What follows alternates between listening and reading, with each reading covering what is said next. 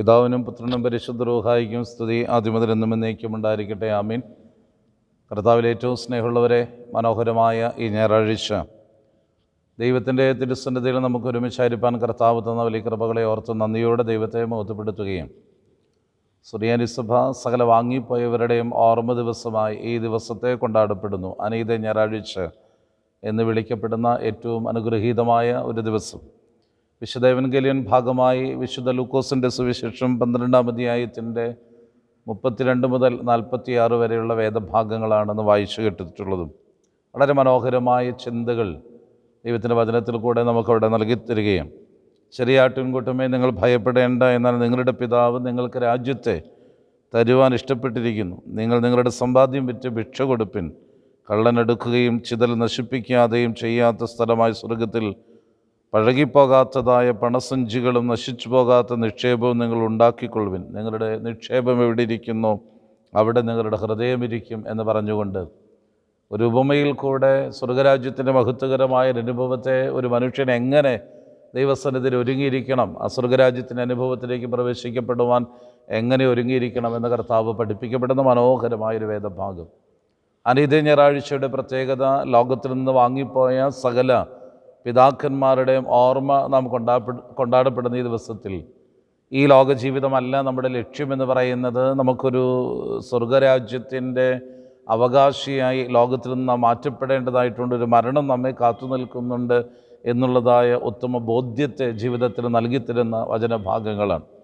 നമുക്ക് വേണ്ടി നമ്മുടെ കർത്താവ് തൻ്റെ രാജ്യത്തെ നൽകാൻ ഇഷ്ടപ്പെട്ടിരിക്കുന്നു എന്ന് ദൈവത്തിൻ്റെ വചനം നമ്മെ ഓർമ്മിപ്പിക്കുകയും, അതുകൊണ്ട് നിങ്ങൾ ഭയപ്പെടേണ്ട, തൻ്റെ പിതാവ് തൻ്റെ രാജ്യത്തെ നിങ്ങൾക്കായി നൽകിയിരിക്കുന്നു എന്നുള്ളതാണ് ദൈവത്തിൻ്റെ വചനം പറയുന്നത്. ആ രാജ്യത്തെ സ്വീകരിക്കുവാനായിട്ട് ലോകത്തിൻ്റെ മുഴുവൻ സമ്പത്തും വിറ്റിട്ട് ആ രാജ്യത്തെ സ്വീകരിക്കണം. ഒരു നല്ല വേലക്കാരൻ്റെ ലക്ഷണമെന്ന് പറയുന്നത് യജമാനൻ എപ്പോൾ വന്നാലും യജമാനൻ്റെ വിളിക്ക് വേണ്ടി കാത്തിരിക്കുന്ന ഒരു നല്ല ദാസനായി തീരുക എന്നുള്ളതാണ് തിരുവചനത്തിൽ കൂടെ വളരെ ശക്തമായി തന്നെ നമ്മെ ഓർമ്മപ്പെടുത്തുന്നതായ വസ്തുത എന്ന് പറയുന്നത്. മരണം എന്ന് പറയുന്നത് മനുഷ്യജീവിതത്തിലെ നിത്യമായൊരു സത്യമാണ് എന്നുള്ളത് നാം മനസ്സിലാക്കണം. വേദപുസ്തകപരമായി 2 മരണം നമുക്ക് കാണാം. ഏദൻ്റെ പറുദീസയിൽ ഒരു മരണമുണ്ട്. വൃക്ഷത്തിൻ്റെ ഫലം തിന്നാൽ തിന്നുന്ന നാളിൽ നീ മരിക്കും എന്നുള്ള ദൈവകൽപ്പനയനുസരിച്ച് അവിടെ ഒരു മരണം നടക്കുന്നുണ്ട്. ആ മരണം എന്ന് പറയുന്ന ദൈവത്തിൽ നിന്ന് അകന്നുപോക്കാണ്, പാപത്തിലുള്ള മരണമാണ്, പാപത്തിൻ്റെ ശമ്പളമാകുന്ന മരണമാണ്. ആ മരണത്തെക്കുറിച്ച് ദൈവത്തിൻ്റെ വചനം വേറെയും ചില സന്ദർഭങ്ങളിൽ റോമാലേഖനത്തിലൊക്കെ പറയുന്നു. മോഹം ഗർഭം ധരിച്ച് പാപത്തെ പ്രസവിക്കും, പാപത്തിൻ്റെ ശമ്പളമോ മരണമത്രയാകുന്നു എന്ന്. ആദാമ്യവർഗം പാപത്തിൽ മരിച്ചവരാണെങ്കിൽ ആദാമ്യവർഗത്തെ പാപത്തിൻ്റെ മരണാവസ്ഥയിൽ നിന്ന് ജീവനിലേക്ക് കൈപിടിച്ച് കടത്തുവാനായിട്ട് സ്വർഗത്തിൻ്റെ ഉടയവനായിരിക്കുന്നവൻ ഭൂമിയിൽ വന്ന് നമുക്ക് വേണ്ടി മരിച്ച് ഉയർത്തെഴുന്നേറ്റപ്പോൾ നിത്യമായൊരു ജീവിതത്തിൻ്റെ അനുഭവത്തിലേക്ക് സ്വർഗപറുദീസയിലേക്ക് ഉള്ള മാർഗത്തെ നമുക്ക് ഒരുക്കി തന്നു. അപ്പോൾ ദൈവത്തിൻ്റെ പൈതലിന് ഇനി ഒരു മരണമേ ഉള്ളൂ. ആ മരണം എന്ന് പറയുന്നത് ലോകപരമായി ശരീരത്തിൽ നിന്ന് ആത്മാവ് വേർപ്പെടുന്ന ഒരു മരണമാണ്. നിത്യമായ മരണം ഒരു ദൈവ പൈതലിനില്ല. അവൻ നിത്യരാജ്യത്തിലേക്ക് നിത്യജീവൻ്റെ അവകാശിയായി മാറുകയാണ്. മാമോദീസയേറ്റ കുഞ്ഞ് നിത്യജീവൻ്റെ ഓഹരിക്കാരനായിട്ടാണ് മാറുക. ഇവനെ നിത്യജീവനിലേക്ക് നയിക്കണമെന്ന് പ്രാർത്ഥിച്ചുകൊണ്ടാണ് ഒരു കുഞ്ഞിനെ മാമോദീസ മുക്കി സഭയുടെ ഭാഗമാക്കി തീർക്കുന്നത്. ആ കുഞ്ഞിന് പിന്നീട് ഒരു മരണമില്ല. ആ മരണമെന്ന് പറയുന്നത് പാപത്തിലുള്ള മരണമാണ്.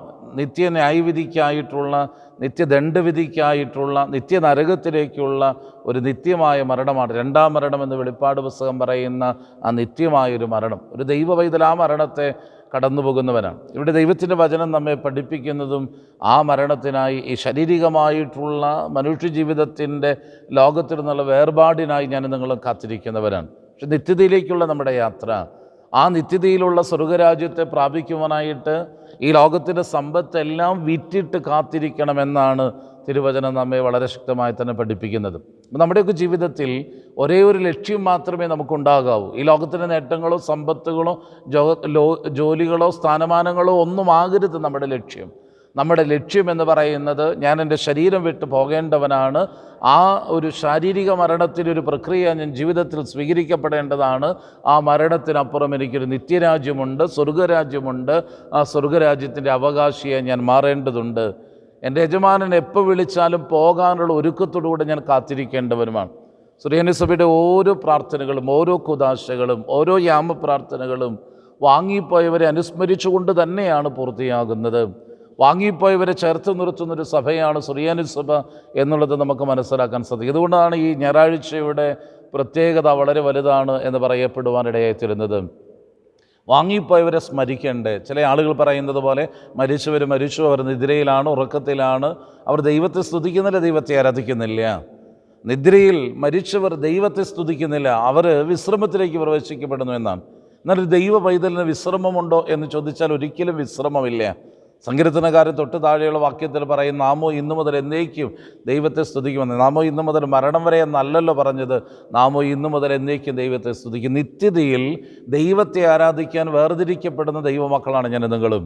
നമ്മുടെ പിതാക്കന്മാർക്ക് ലോകം വിട്ട് കടന്നുപോയത് നിത്യതയിലേക്കാണ്. ദൈവത്തെ ആരാധിക്കാൻ ക്രിസ്തുവിൽ മറഞ്ഞിരിക്കുകയാണ്. കൊലോസ്യ ലേഖനത്തിൽ പരിശുദ്ധനായ പൗലോസ് പറയുന്നത്, നിദ്ര പ്രാപിക്കുന്നവർ ക്രിസ്തുവിൽ മറഞ്ഞിരിക്കുന്നു എന്നുള്ളതാണ്.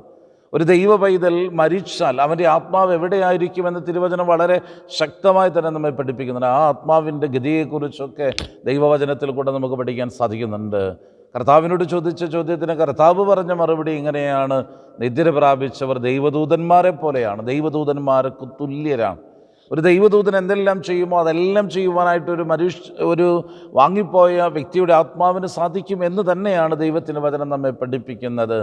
1600 വർഷങ്ങൾക്ക് മുമ്പ് മരിച്ചുപോയ BC 1600 ലോകം വിട്ട് കടന്നുപോയ മോശ കർത്താവിൻ്റെ മറുരൂപമലയിൽ ഇറങ്ങി വന്ന് ക്രിസ്തുവിനോട് സംസാരിക്കുന്നത് തിരുവചനം നമ്മെ പഠിപ്പിക്കുന്നെങ്കിൽ, അത് ഞാനും നിങ്ങൾ വിശ്വസിക്കുന്നെങ്കിൽ, അത് മോശയാണെന്ന് ഞാനും നിങ്ങൾ വിശ്വസിക്കുന്നെങ്കിൽ, മരിച്ചുപോയവരുടെ ആത്മാക്കൾ സജീവമാണെന്ന് ഞാനും നിങ്ങൾ വിശ്വസിക്കണം. മരിച്ചുപോയവരുടെ ആത്മാക്കൾ സജീവമാണെന്ന് തന്നെ നമ്മൾ വിശ്വസിക്കണം. മോശയാണ് ക്രിസ്തുവിനോടുകൂടെ മറുരൂപ മലയിൽ വന്ന് നിന്ന് സംസാരിക്കുന്നത്. തർക്കമില്ലാതെ ഞാൻ നിങ്ങളും അംഗീകരിക്കുന്ന വസ്തുതയാണെങ്കിൽ, BC 1600 ലോകം വിട്ട് കടന്നുപോയ മോശയ്ക്ക് കർത്താവിൻ്റെ തിരുസന്നിധിയിലേക്ക് വന്നു നിന്ന് അവനോട് സംസാരിക്കാമെങ്കിൽ, മരിച്ചുപോയവരുടെ ആത്മാക്കൾ എത്രയോ സജീവമാണ് എന്നുള്ളത് തന്നെ നമുക്ക് മനസ്സിലാക്കാൻ സാധിക്കുകയാണ്. ധാരാളം ഉദാഹരണങ്ങളും തെളിവുകളും വേദപുസ്തകത്തിൽ നിരത്തി വയ്ക്കാനായിട്ടുണ്ട്. പക്ഷേ നമ്മുടെ മുൻപിൽ സമയമില്ലാത്തത് കൊണ്ട് ഞാനതിൻ്റെ വിശദാംശങ്ങളിലേക്ക് കടന്നു പോകാൻ ആഗ്രഹിക്കുന്നില്ല. അതുകൊണ്ട് തന്നെ സുറിയാനി സഭ എക്കാലവും വാങ്ങിപ്പോയവരെ ചേർത്ത് നിർത്തിയാണ് ഈ സഭയുടെ പ്രാർത്ഥനകളും കുദാശകളും ഒക്കെ പൂർത്തീകരിക്കപ്പെടുന്നത്. 2 കാര്യങ്ങൾ പറഞ്ഞ് ഞാൻ അവസാനിപ്പിക്കാൻ. പരിശുദ്ധനായ പൗലോസ് പറയുന്നു, കെട്ടിടമാണ് സഭ. കെട്ടിടമാണ് സഭയെങ്കിൽ ആ കെട്ടിടത്തിൻ്റെ മൂലക്കല്ല് ക്രിസ്തുവാണ്.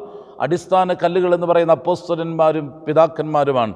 അതിന് മുകളിൽ പണിയപ്പെടുന്ന ജീവനുള്ള കല്ലുകളാണ് ദൈവമക്കൾ എന്ന് പറയുന്നത്. ഞാൻ നിങ്ങളും അത് പറയും, ജീവനുള്ള കല്ലുകളാണ്, ചേർത്ത് വെച്ച് പണിയപ്പെടുന്ന കല്ലുകൾ. ഇതിൽ നിന്ന് വാങ്ങിപ്പോയവർ, ഈ കെട്ടിടത്തിൽ നിന്ന് വാങ്ങിപ്പോയവരെ മാറ്റി നിർത്തിയാൽ മൂലക്കല്ലാകുന്ന ക്രിസ്തു, അതിന് മുകളിൽ പണിയപ്പെട്ട അടിസ്ഥാന കല്ലുകളാകുന്ന അപ്പോസ്തലന്മാർ, അവർ വാങ്ങിപ്പോയവരാണ്. അവരെ മാറ്റി നിർത്തിയാൽ ഈ കെട്ടിടത്തിന് എങ്ങനെയാണ് നിലനിൽക്കാൻ കഴിയുക? ഓരോ ദിവസവും വാങ്ങിപ്പോകുന്ന ജീവനുള്ള കല്ലുകളെ അതിൽ നിന്ന് അടർത്തി മാറ്റിയാൽ ഈ കെട്ടിടത്തിന് എങ്ങനെയാണ് നിലനിൽക്കാൻ കഴിയുക? ഒരു കെട്ടിടം നിലനിൽക്കപ്പെടണമെങ്കിൽ അതിനകത്ത് ഈ കല്ലുകളെല്ലാം ചേർന്നിരുന്ന മതിയാകൂ. എങ്കിൽ ജീവനോടിരിക്കുന്നവരും വാങ്ങിപ്പോയവരും ഒരുമിച്ച് ചേരുമ്പോഴാണ് ഒരു സഭ അതിൻ്റെ പൂർത്തിയിലേക്ക് വരിക. ഒരു സ്ലിഹ പറയുന്നു, സഭ എന്ന് പറയുന്ന ശരീരമാണ്. ശരീരത്തിന് 2 വിധത്തിലുള്ള അവയവങ്ങളുണ്ട്. ബാഹ്യമായതും അതുപോലെ തന്നെ ആന്തരികവുമായ അവയവങ്ങളുണ്ട്. കാണപ്പെടുന്നതും കാണപ്പെടാത്തതുമായ അവയവങ്ങളുണ്ട്. എൻ്റെ ബാഹ്യ ശരീരം വളരുമ്പോൾ എൻ്റെ ആന്തരിക അവയവങ്ങൾ വളരുന്നില്ലെങ്കിൽ എൻ്റെ ശരീരത്തിൻ്റെ വളർച്ച പൂർത്തീകരിക്കപ്പെടുന്നില്ല. അതുകൊണ്ട് എൻ്റെ ആത്മാവും എൻ്റെ ശരീരവും എൻ്റെ ആന്തരിക അവയവങ്ങളും എല്ലാം ഒരുപോലെ വികാസം വളർച്ച പ്രാപിക്കപ്പെടേണ്ടതുണ്ട്. അങ്ങനെയാണെങ്കിൽ മാത്രമേ എൻ്റെ ശരീരം ശരീരമായി തീരുന്നുള്ളൂ. അങ്ങനെയുള്ള ശരീരമാണ് പൂർണ്ണമായ വളർച്ചയെത്തിയൊരു ഒരു ശരീരമായി തീരുക. ശരീരമാണ് സഭയെങ്കിൽ ഈ സഭയുടെ വളർച്ച പൂർത്തീകരിക്കപ്പെടണമെങ്കിൽ ഈ സഭയുടെ വാങ്ങിപ്പോയ പിതാക്കന്മാരും ഈ സഭയുടെ ജീവിച്ചിരിക്കുന്ന നാമും ഒരുപോലെ ദൈവസന്നിധിയിൽ വളരണം. എങ്ങനെയാണ് ഒരു ആത്മാവ് വളരുക, അല്ലെങ്കിൽ ഒരു ദൈവ പൈതൽ എങ്ങനെയാണ് വളരുക എന്ന് ചോദിച്ചാൽ പ്രാർത്ഥനയിൽ മാത്രമാണ്. അതുകൊണ്ടാണ് നമ്മുടെ പിതാക്കന്മാരൊക്കെ നമ്മെ വിട്ട് കടന്നു പോകുമ്പോൾ നമ്മളോട് പറയുന്നത്, പ്രാർത്ഥനയിൽ മേന്മേൽ എന്നെ ഓർപ്പിന്, എന്നെ മറന്നിടാൻ ഇടയാകരുത്. അതുകൊണ്ട് ഈ ദിവസം നമ്മുടെ പിതാക്കന്മാരെ നമുക്ക് ഓർക്കാം, അവരുടെ സ്മരണകളിൽ നമുക്ക് ആദരാഞ്ജലികൾ അർപ്പിക്കാം. ആ പിതാക്കന്മാരുടെ സ്മരണകളിൽ ദൈവസന്നിധിയിൽ നമുക്ക് സമർപ്പിക്കാം. നമുക്ക് മുൻപേ ഓട്ടം ഓടിത്തകച്ച് ദൈവസന്നിധിയിലേക്ക് എടുക്കപ്പെട്ട പൂർവിക പിതാക്കന്മാരുടെ ആത്മാക്കളുടെ മുമ്പിൽ നമിക്കുന്നതോടൊപ്പം അവരുടെ ആത്മാക്കൾക്ക് വേണ്ടി നമുക്ക് പ്രാർത്ഥിക്കുകയും ചെയ്യാം. സ്വർഗപരദീസായിലിരുന്ന് നമുക്ക് വേണ്ടി മധ്യസ്ഥത യാചിക്കുന്ന നമ്മുടെ പിതാക്കന്മാരുടെ ആത്മാക്കൾ നമുക്ക് അനുഗ്രഹമായി മാറട്ടെ. ആ അനുഗ്രഹത്തിൽ കൂടെ ഈ സഭ മുന്നോട്ട് പോകാനിടയാകട്ടെ. ഈ വചനങ്ങളാൽ ദൈവം നമ്മെ അനുഗ്രഹിക്കട്ടെ. സ്നേഹവാനായ ദൈവമേ, നല്ല ദിവസത്തിനായി സ്തോത്രം. ഞങ്ങളുടെ വാങ്ങിപ്പോയവരെയെല്ലാം അങ്ങേ തൃക്കരങ്ങളെ ഞങ്ങൾ വിനയത്തോടെ സമർപ്പിച്ച് പ്രാർത്ഥിക്കുന്നു. നന്മകളാൽ ഞങ്ങളെ നിറയ്ക്കണമേ. വിശുദ്ധിയോടെ ജീവിപ്പാൻ, നല്ല മരണത്തിനായി ഒരുങ്ങാൻ, ഒരു മരണത്തിനായി കാത്തിരിപ്പാൻ, യജമാനൻ വരുമ്പോൾ ഉണർവുള്ള വേലക്കാരായി കാണപ്പെടാൻ ഞങ്ങളെ സഹായിക്കണമേ. എല്ലാം അങ്ങേ കരുണയാൽ സാധിക്കണമേ. പിതാവിൻ്റെയും പുത്രൻ്റെയും പരിശുദ്ധാത്മാവിൻ്റെയും നാമത്തിൽ തന്നെ ആമേൻ.